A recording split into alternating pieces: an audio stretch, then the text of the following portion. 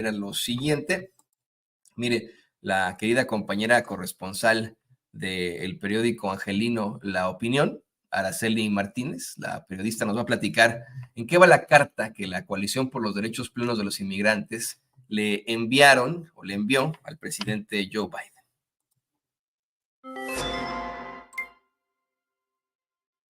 Hola, ¿cómo están?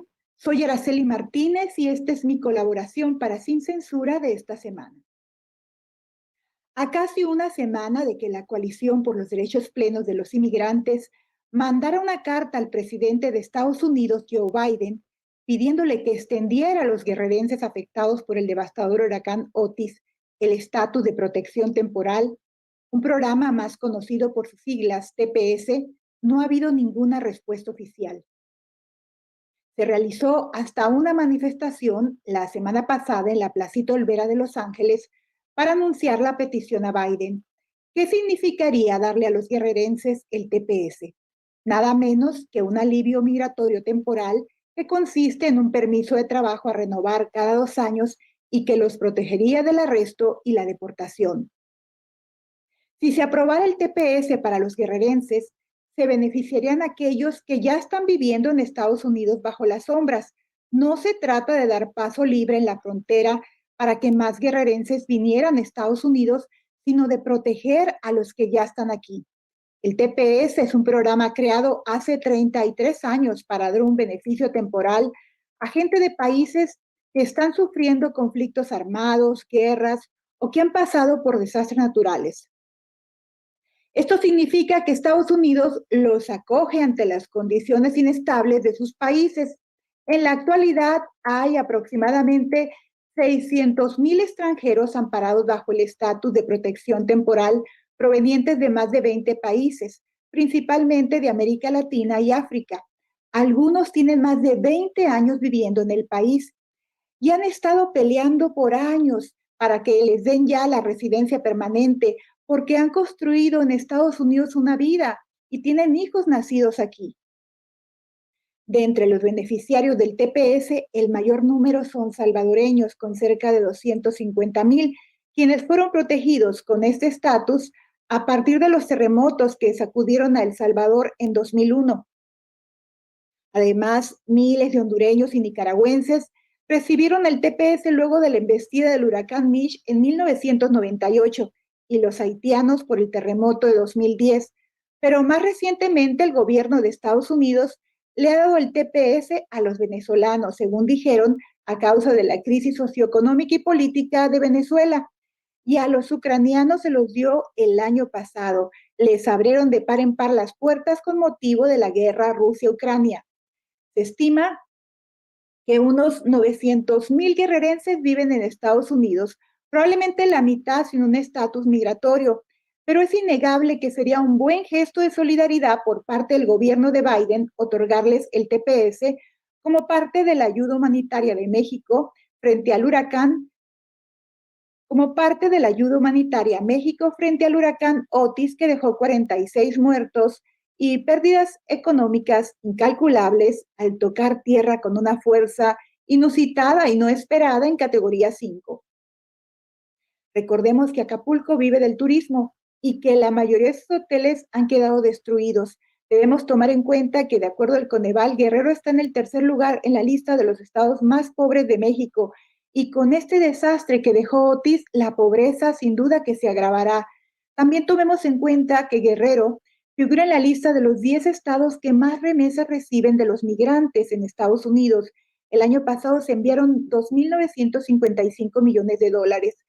Todas las condiciones están dadas para otorgar el TPS a los guerrerenses, decía Juan José Gutiérrez, líder de la Coalición por los Derechos de los Inmigrantes y miembro de Morena, en el meeting que se llevó a cabo en la Placita Olvera.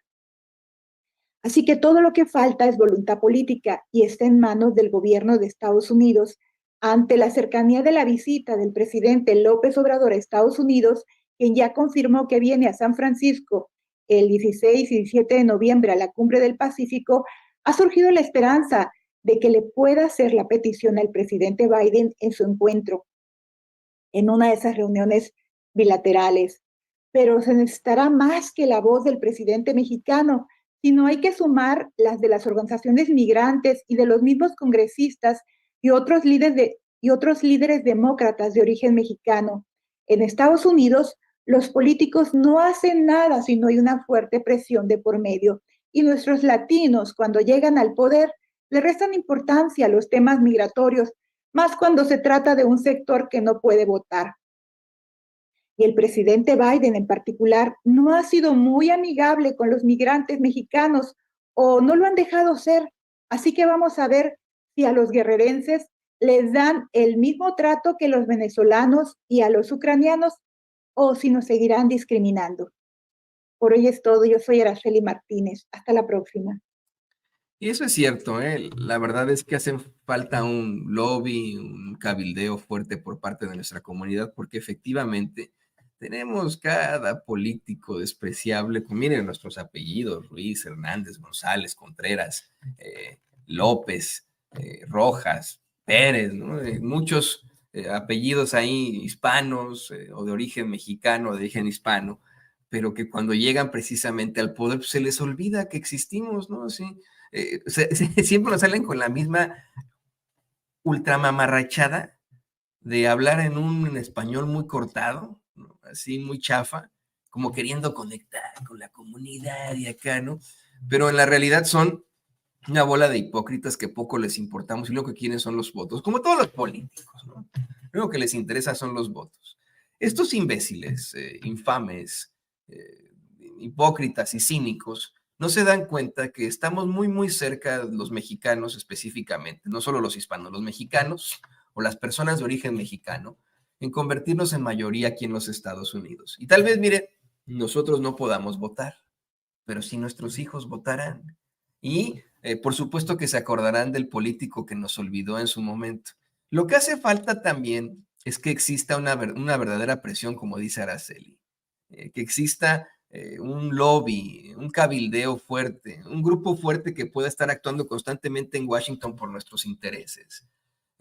Así es como funcionan las cosas aquí. ¿Por qué cree usted que seguimos con tantos problemas referentes a las armas de fuego? Bueno, pues porque tienen un excelente lobby ahí en Washington, financian muchísimas campañas políticas y no hay quien, y se basan en un arcaísmo ahí de la segunda enmienda que dice claramente que se busca formar una milicia bien organizada, ¿no? Pero bueno, para ellos, mal interpretando la ley, dicen así, pues cualquiera puede tener armas de grueso calibre y nos vale, ¿no? Por ejemplo, en sus infamias. O bien el lobby de las farmacéuticas que también tienen carta abierta aquí en los Estados Unidos, el lobby de los seguros de gastos médicos que también nos pueden cobrar lo que ellos quieran, pueden mantener a la salud en estos momentos acá en Estados Unidos solamente para las élites, dejándonos lo peor de lo peor a la clase media, a la clase trabajadora.